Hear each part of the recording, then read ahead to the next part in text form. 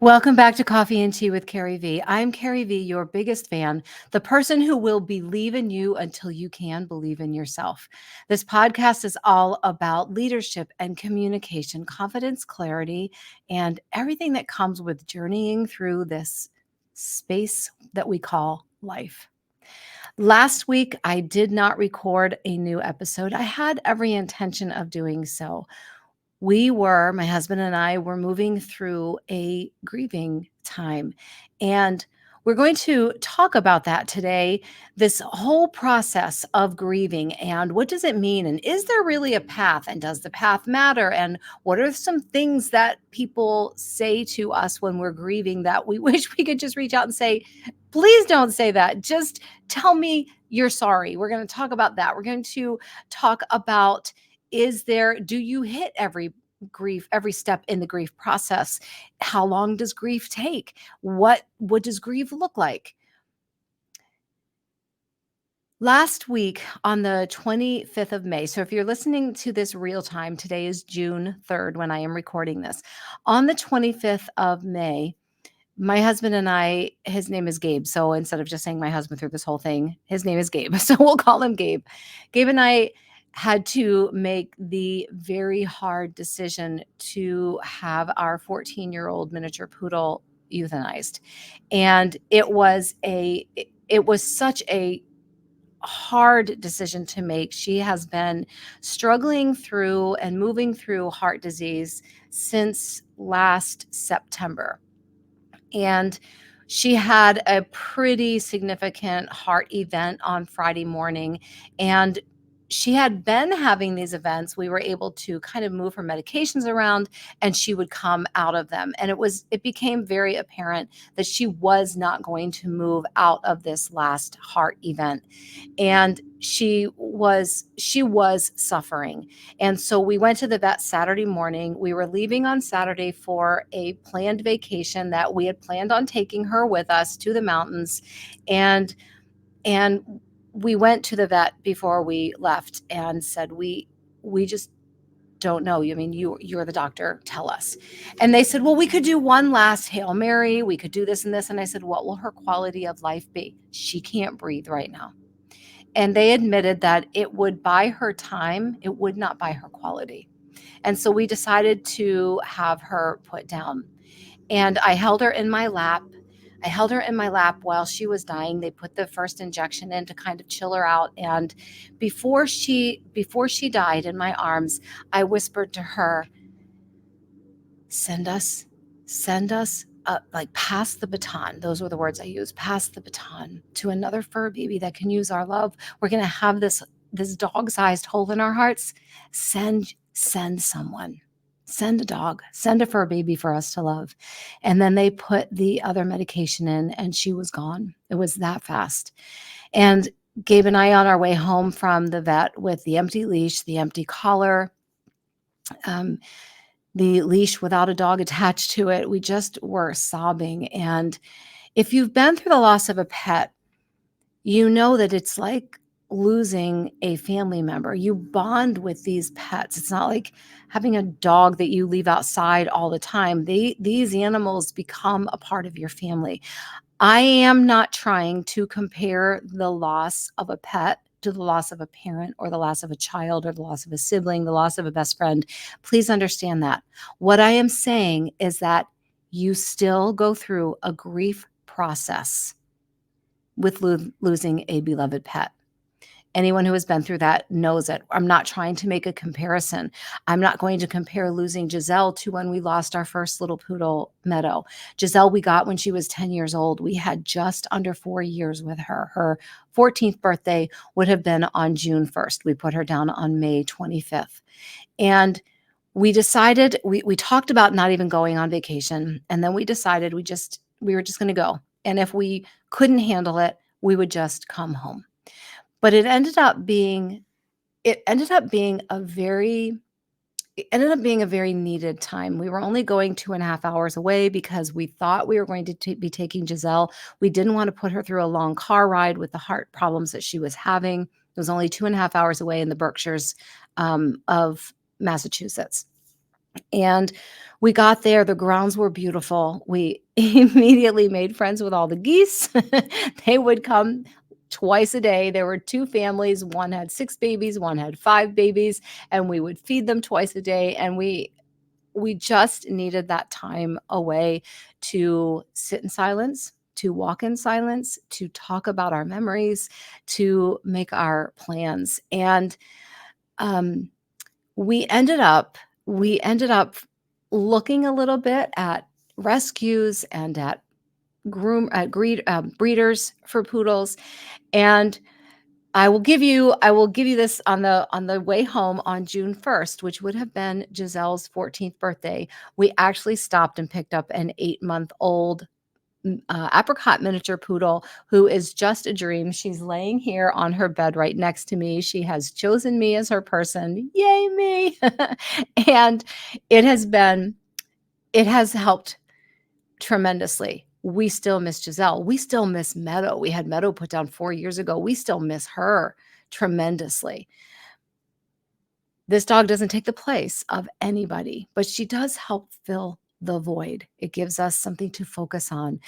And so, all that to say, last week I never did record an episode because I, well, we'll talk about that as we go through the stages of grief, and the stage of grief that I was in, and the stage of grief that I really go to immediately. And it was all I could do to get through the week without adding anything on that was going to require any kind of brain power. And so I apologize for the week off in that I didn't have an episode preloaded. This was my week to batch record episodes. And so I didn't have one in the queue. And guests that I had planned for earlier in the week had ended up having to cancel. So the whole thing just kind of snowballed into there was no new episode. And I wasn't going to put up something that was not quality just to get something out there. So thank you for the grace of skipping that week. So let's talk about the stages of grief. There are 5 stages of grief that are commonly talked about. The first one is denial, and it shifts your reality and allows you to it allows time to not that time really slows down, but it allows your brain to kind of slow down time for you. It allows you to start processing your grief of your loss. Now, this can be the loss of a family member, a friend, a pet. It can be the loss of a job, the loss of the reality that you know. Maybe you're moving and you're it's a loss of the place you love living. Loss is loss. And so the first stage is that denial, and you get to shift in that stage. You're shifting your reality to make it easier to start processing the grief. The second one is anger. It's that it's like you don't know how to express anything, so you just get angry. Angry is more acceptable than showing sadness. Anger is more acceptable than showing fear. And so we move into this anger stage. The third one is bargaining. That bargaining stage is when you are watching your loved one pass, or when something a big move is coming and you don't want to go. It's that bargaining stage is where I did this with Giselle. It's where you are pleading with a higher power and saying, look, if you will just allow this to happen, then I will. And I certainly went through that bargaining stage with Giselle. Just let us have one more vacation with her. I know we're going to lose her soon, but I'm not ready yet. Please don't take her yet. Please don't take her yet. Please don't take her yet. And that bargaining stage eventually goes away when you realize that the inevitable is coming. I bargained right up till Saturday morning. And when I saw Giselle in her bed Saturday morning, really not even wanting to move, taking her out to go to the bathroom, putting her on the grass, and her just I mean, she went to the bathroom, but then she stood up and she just stood there like it hurt her too much to even move, which in reality it did. She was breathing so heavy. And I I just was bargaining up to that point, but at that point I knew we were going to lose her. The fourth stage is depression, and that is where You feel the loss more deeply. All those feelings start to come. You've let go of the denial. You've kind of moved out of the anger stage, and you're in this depressive state where you retreat. I do this with every loss I have. I don't answer my phone. I don't answer messages. I don't talk to people. I literally pull into a shell in myself. It's it is how I really process it. The last stage is acceptance, and it doesn't mean you're not hurting anymore. You are just accepting that you have this new reality and you are starting to move through it. Grief is not linear. You don't start at one, go denial, anger, bargaining, depression, acceptance. They don't just go in this straight line. And it's not like each stage takes a week or a day or a month or a year. Everyone goes through the grief process differently. Not everyone hits every stage, and not everyone moves through it quicker than others. It is all individual. It has to do with your emotional state. It has to do with your personality, how you were brought up, how you were taught to handle grief. I mean, people model grief for you, and you kind of pick all of that up. So all of that comes into play when you are moving through that grieving process. But it's certainly not linear. It just doesn't start at 1 and end at 5 and then it's over. I've heard people say, yep, I give myself a week to grieve, or I give myself a month to grieve, or I give myself 6 weeks, whatever it is, and then that's it. I move forward. That's not how grief works. You might be able to power through and shut your brain down, but you're also shutting your nervous system down. And you must, if you want to heal and turn tragedy into triumph, you have to allow yourself to feel what you are going to feel. For me, grief is always starting right out in the depressive state. I know it's real. I feel it. I can't turn it off. I don't know how to turn off my emotions. And I immediately go into that state where I am completely pulling away. I want to be myself. I don't want to talk to anybody. I don't want to hear any words. I don't want to hear anything. I don't want to talk to anybody. I just want to be alone. And I move from that into anger, into depression, into anger, into depression. I just go back and forth where I'll be absolutely angry, but not at anyone or anything. I just get angry because I'm feeling those feelings so deeply. And I will say things like, I'm truly alone now. It's not the truth. It's not the truth. I'm not alone. It is how I feel in that moment because I am grieving.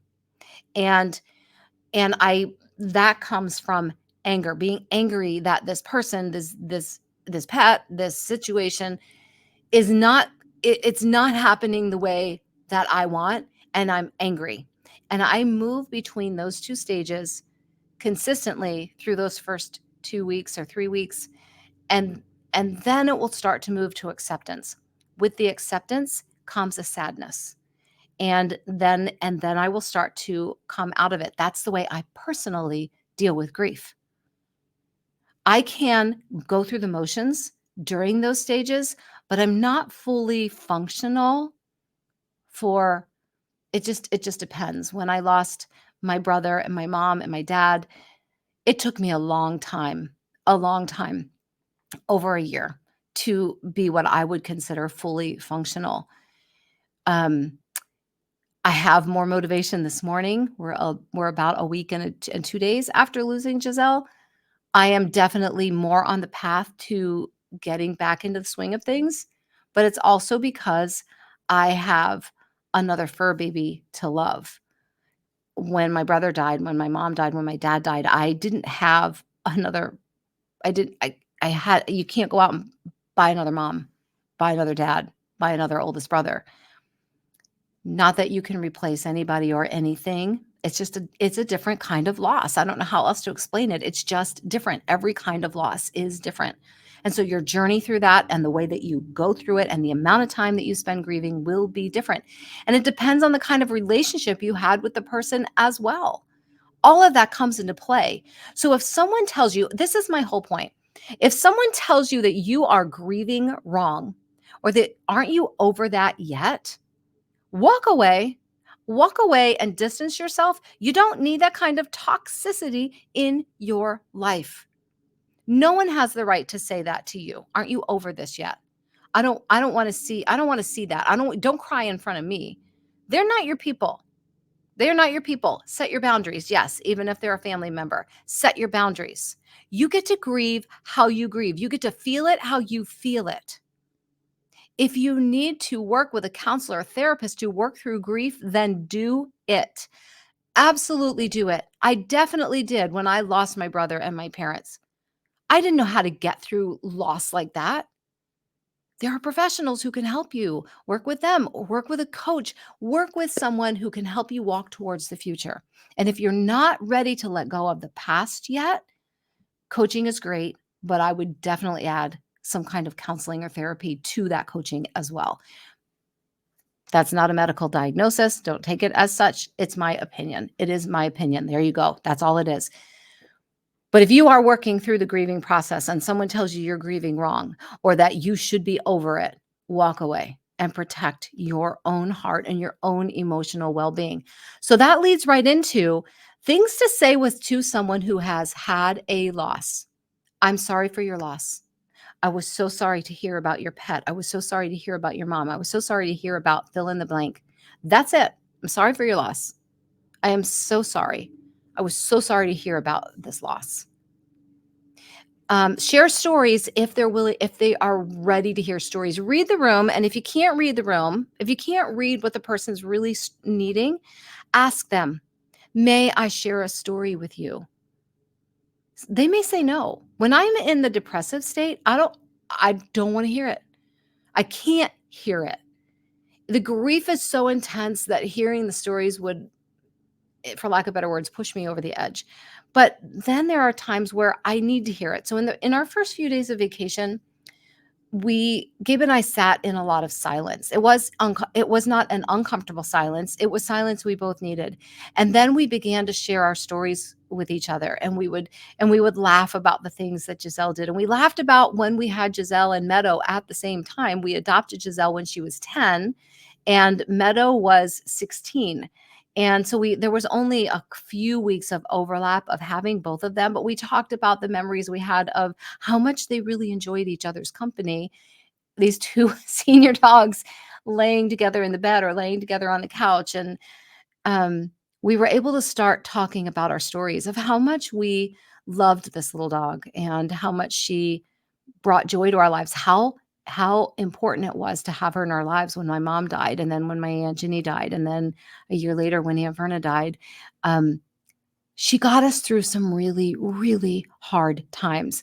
When I had my cancer diagnosis, and then my oophorectomy, when they took my ovaries out, just everything that we went through, that little dog made so much easier. And so we started sharing our stories. But before you share your stories with someone who is grieving, ask them if you can share the story. If it's really clear that they're not ready to hear it yet, don't share it. They will get ready, but they're not ready yet. Just, I'm sorry for your loss. That's it. Please don't say, I know how you feel. You don't know how they feel. Don't, even if you both lost this person, I know how you feel. You don't. You don't have the same relationship with the person. You don't have the same complete same background. You don't have the same personality. You can't know how anyone feels. So don't say it in this situation or any situation. I know how you feel. No, you don't. So don't say it. And all it does is put up a barrier in the person who is deeply grieving. You don't know how anyone feels. Better to say, I can't imagine how you feel, because then you are not trying to compare your grief with their grief or their grief with anybody else's grief or anything. I can't imagine how you must be feeling right now. That's it. That opens up the door for them to talk or to cry or to show their their true emotions, because they know you're not trying to compare your grief to theirs or any of your past griefs. I know how you feel. I lost my dog 3 years ago. No, you don't know how I feel, because you aren't me. And I don't know how you feel because I'm not you. So I can't imagine how you must be feeling is perfect. Something like, well, he or she's in a better place. Don't say that. You're assuming a lot of things when you say that. It's just not a good thing to say, even if they were suffering. You don't know if that person has that religious belief. You don't know if they believe in an afterlife. You just don't know anything. So just leave that one off the table and please don't pry. Do not pry. How did they die? Don't ever, ever ask that question. When someone is willing to share details, they will share them. But very often, the details are so painful that just bringing them up brings a new wave of overwhelming grief. Your focus must be on the person who's grieving, not on the loss, but the person who is grieving. And they will share the details when they're ready. Don't pry. Things you can do, send a gift, send a gift, a plant, or I like to send chimes that has a place to put a picture of the lost, of the loved one who has passed on, who has crossed over, who has transitioned. And then every time they hear the chimes, they have the picture and they're there. It's something that I do almost on autopilot when someone loses a loved one, because the reaction to that, the response to that gift has been so positively overwhelming that it feels like a hug from their loved one every time they hear them chime. So that's kind of one of the gifts that I will always send. You can also offer to help with kids if they have young kids, or offer to pick them up from school or take them to school if they're older, or bring food that can be frozen so that they can eat it when they're ready, or bring food that won't go bad very, very quickly. Um, Bring things they can snack on, because very often when you're grieving, you're not sitting down to a full meal. You're just grazing for a while through that depressive state. And so bring some food, and most of all, be present. You don't have to say a word. Just be present. Grief is your individual journey, and you have the right to journey through it at your pace, in your way. You don't have to put a time frame on it. And if someone says, "How long are you going to cry over this?" Tell them, "As long as I need to." That's all. That's it. And if someone gives you a hard time about the way you grieve, walk away. Grief needs to happen. If you swallow it back and act like it didn't happen, you are putting so much um you are causing your entire emotional mental state to be taxed beyond what it can be taxed. Give yourself time to feel the feelings. Take your time to grieve. Take your time to grieve. And if someone starts spewing these things on, like, "Oh, I know how you feel, I went through," just calmly excuse yourself. "I'm not trying to be rude. I'm dealing with a lot of heavy emotions right now. We can revisit this conversation later." And excuse yourself and walk away. Set your boundaries and hold them strong. This is your well-being and your emotional health that is at stake. Move through the grief process how you need to move through it, and give yourself grace and time and love, and be around people who give you the same. Your journal prompt today is, "I am currently grieving, fill in the blank, and I am honoring myself by." I'm currently grieving, fill in the blank, and I'm honoring myself by. What are you doing? Taking walks, journaling, listening to music. If you're not moving through a specific grief right now, you could simply journal, "I am thankful that I have grieved, fill in the blank, in the past, and this is how I journeyed through it." So the point is to get it all out on paper so that when you have a friend or a family member who is grieving, you will know how to reach out to them and how to be the support system that person needs, because we do need support when we're grieving. Even or if you're like me, I am pushing you away, I still need to know that somebody cares. And eventually the wall will come down and I will let you in. If you walk away, the wall stays up. Show the person who's grieving some real grace. I love you. I really do. And I would love to hear your feedback to this episode. Either comment underneath or send me an email at CarrieVee at coachcarriev.com. Links will be in the show notes. Would love to hear some feedback on this. I love you, and I will talk to you soon.